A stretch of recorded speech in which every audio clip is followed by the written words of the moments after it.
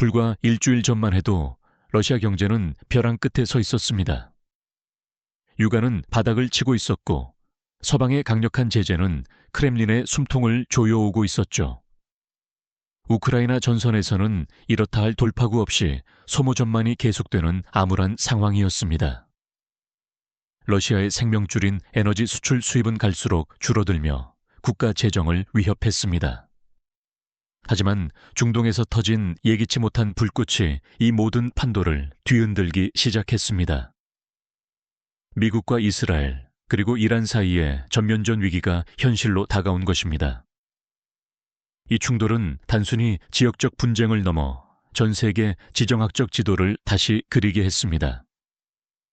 미국의 시선이 중동으로 쏠리는 사이 국제 유가는 무서운 속도로 폭등하기 시작했습니다. 에너지 공급망이 마비될 것이라는 공포가 시장을 지배했고 모스크바는 미소를 지었습니다. 블라디미르 푸틴은 이 혼돈 속에서 자신이 얻게 될 막대한 이득을 계산하고 있었을 겁니다. 호르무즈 해협은 전 세계 석유의 약 20%가 통과하는 가장 중요한 에너지 통로입니다. 이란은 과거에도 여러 번 이 해협을 봉쇄하겠다고 위협하며 전 세계를 긴장시킨 바 있죠. 만약 실제로 해협이 닫힌다면 중동발 석유 공급은 사실상 완전히 중단되는 재앙이 닥칠 것입니다. 사우디아라비아와 카타르 같은 주요 수출국들의 발이 묶이면서 글로벌 에너지 위기는 현실이 됩니다. 하지만 이 거대한 위기는 누군가에게는 일생일대의 경제적 기회가 될 수도 있습니다. 러시아는 사우디아라비아와 더불어 세계 최대의 석유 수출국 중 하나입니다. 중동의 석유 공급이 차단된다는 것은 곧 러시아 석유의 가치가 하늘 높은 줄 모르고 치솟는다는 뜻이죠.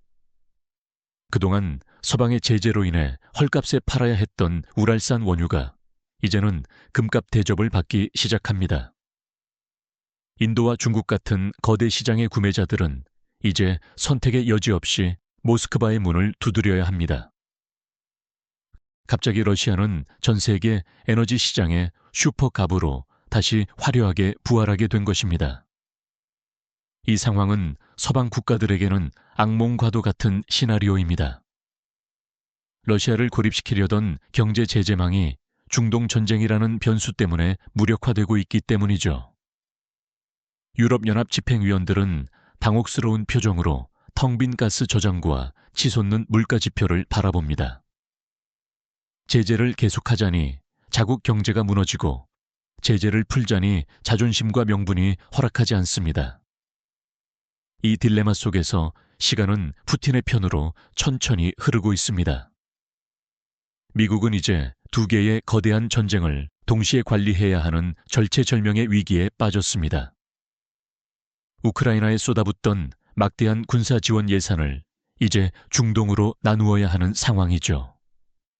워싱턴의 정치인들은 한정된 자원을 어디에 먼저 쓸지를 두고 격렬한 논쟁을 벌입니다. 지원이 줄어들까 우려하는 키이우의 시선과 즉각적인 개입을 요구하는 텔아비브의 목소리가 충돌합니다.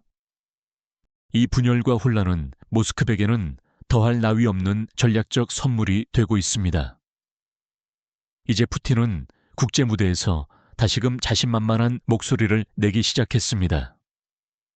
서방이 중동의 불길을 끄느라 정신이 없는 사이 러시아는 우크라이나 전선에서 공세를 강화합니다. 서방의 무기 창고가 비어간다는 소식은 크렘린에게는 진군을 알리는 신호탄과도 같죠. 유럽의 동맹국들 사이에서는 지원의 지속 가능성에 대한 의문의 목소리가 커져만 갑니다.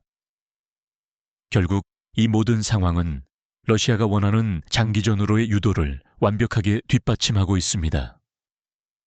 전쟁이 길어질수록 서방의 경제적 부담은 눈덩이처럼 불어납니다. 반면 러시아는 치솟는 유가 덕분에 전쟁 비용을 충당하고도 남는 막대한 수익을 올리고 있죠. 모스크바의 상점들은 제재 초기와 달리 다시금 물건들로 가득 차기 시작했습니다. 푸틴은 이 경제적 여유를 바탕으로 군수 공장들을 24시간 풀가동하며 장기 항전을 준비합니다. 이제 러시아에게 시간은 적이 아니라 가장 든든한 아군이 된 셈입니다. 하지만 푸틴의 야심은 단순히 돈을 버는 데서 그치지 않습니다. 그는 이제 중동의 갈등을 중재하겠다는 명분을 내세워 외교적 영향력을 확대하려 하죠. 서방이 일방적으로 이스라엘의 편을 드는 사이 러시아는 이슬람 국가들과의 관계를 더욱 공고히 합니다. 모스크바의 외교관들은 이제 아랍 세계에서 환영받는 손님이 되어 미국의 빈자리를 파고듭니다. 러시아는 이제 단순한 전쟁 당사자가 아닌 새로운 국제 질서의 설계자를 자처하고 나섰습니다. 이러한 외교적 행보는 서방의 고립 작전이 완전히 실패했음을 전 세계에 선포하는 것과 같습니다. 이제 푸틴은 단순한 전쟁 범죄자가 아닌 중동의 평화를 논하는 협상가로 위장하려 하죠. 워싱턴은 이 당혹스러운 반전에 제대로 된 대응책을 내놓지 못하고 갈팡질팡하고 있습니다. 제재의 칼날은 무뎌졌고 외교적 포위망은 여기저기 구멍이 뚫려 누더기가 되었습니다. 결국 러시아는 이 혼돈을 틈타 국제사회의 주도권을 다시금 쥐려 하고 있습니다. 가자 지구의 비극적인 소식들이 헤드라인을 장식하는 동안 우크라이나의 비명은 점차 묻혀가고 있습니다. 세계인의 관심이라는 한정된 자원은 이제 동유럽에서 중동의 화약고로 급격히 옮겨갔죠. 뉴스 채널들의 카메라 렌즈는 더 이상 키이우의 참상을 비추지 않고 가자의 잔해만을 쫓습니다. 대중의 관심이 멀어지면 정치적 압력도 줄어들고 지원을 향한 동력은 자연스레 약해지기 마련입니다. 푸틴에게는 잊혀진 전쟁만큼 반가운 소식도 없을 것입니다. 이제 러시아는 승리라는 단어를 다시 입에 올리기 시작했습니다. 서방의 무기 체계가 중동의 뜨거운 사막으로 향하는 동안 러시아의 공장들은 우크라이나를 향한 포탄을 쏟아냅니다. 전장의 균형추는 서서히, 하지만 아주 확실하게 모스크바 쪽으로 기울고 있습니다. 젤렌스키의 절규는 이제 워싱턴의 복도에서 메아리 칠 뿐 예전만큼의 힘을 발휘하지 못하죠. 푸틴은 이제 느긋하게 앉아 적들이 스스로 지쳐 쓰러지기만을 기다리면 됩니다. 하지만 이것은 단지 한 지역의 승리에 그치지 않습니다. 러시아는 이번 기회를 통해 미국이 주도하는 당흑 체제의 종말을 구하려 합니다. 팍스 아메리카나의 시대가 저물고 모스크바와 베이징이 주도하는 새로운 다극화 시대가 열리고 있죠. 전 세계의 권력 지도는 이제 서구 중심의 질서에서 벗어나 급격히 재편되고 있습니다. 푸틴은 자신이 이 거대한 변화의 선두에 서 있다고 굳게 믿고 있습니다. 하지만 푸틴의 승리가 확정된 것은 아닙니다. 중동의 불길이 예상을 뛰어넘어 걷잡을 수 없이 번진다면 러시아 또한 그 불길에서 자유로울 수 없죠. 유가 폭등은 당장 돈을 벌어다 주지만 전 세계적인 경제 위기는 러시아의 고객들마저 파산하게 만들 수 있습니다. 또한 이란과의 지나치게 밀접한 관계는 러시아를 또 다른 위험한 도박으로 몰아넣고 있습니다. 칼날 위를 걷는 듯한 이 위험한 줄타기가 언제까지 성공할지는 아무도 장담할 수 없습니다. 역사는 때로 가장 예상치 못한 순간에 가장 가혹한 반전을 선사하기도 합니다. 지금은 러시아가 중동의 혼란을 즐기고 있는 것처럼 보이지만 그 혼란이 러시아 내부로 전염될 가능성도 배제할 수 없죠. 러시아나의 다수의 이슬람 인구와 코카소스 지역의 불안정성은 푸틴이 가장 두려워하는 아킬레스건입니다.